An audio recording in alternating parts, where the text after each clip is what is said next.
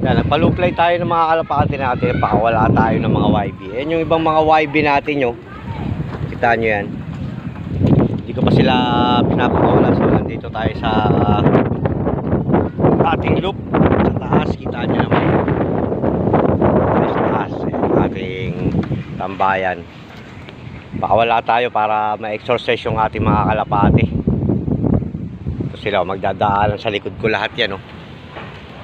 Yung ayan, oh, kita nyo sila yan. Yan yung ating naka-ready para sa south. Kasi matatapos na yung, malapit na matapos yung NDR. So may derby tayo, nag-aantay rin tayo ngayon. Kailangan nila ma-exercise mga katoyong para sa kanilang kalakasan. Siyempre ang panahon ngayon makulimlim, mahangin, malakas ang hangin. So ito yung mga YB natin na gustong kumawala. Hindi ko sila pinapakawalan lahat kasi yung iba dyan baka pumitik, nawalan na tayo ng 2 ibon na yung inakay na wala sa atin. Nandito lang sila sa viewing. Baka mawala na naman, sayang, nawala yun sa aking isang blue bar. Baka may naano kayong blue bar dyan, naka summer race 2025 24 ARPCI. Paki PM naman ako. Hindi ko lang kabisado yung number kasi di pa ako nagre-record. Sana bato nyo kay Sir Dennis Diaz para malaman kung kanino yung ring. Kasi naka-record naman lahat ng ring natin ng ARPCI sa ating club. So mga katoyong, keep safe tayong lahat.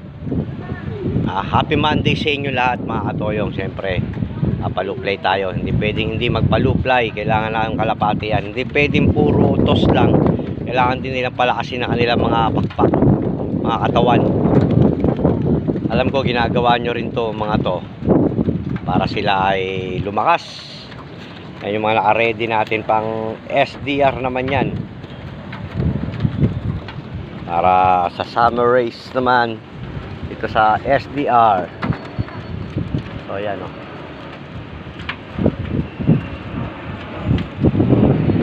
Yan, magdadaanan sa likod. So mga toyong, thank you very much. Salamat sa pag-follow sa page. Shoutout nga pala kay Francis Lipo sa vlog natin, kay Dennis Diaz, kay Richie, kay Press Money, kay Kuya Ruel. Shoutout sa inyo lang dyan sa mga nagpapa-shoutout sa akin. So good luck sa inyo sa third laps. Sana nakapagpauwi kayo ngayon, pagpauwi kayo kahapon. Sa mga nanalo, congratulations. Toyong TV, piso tayo.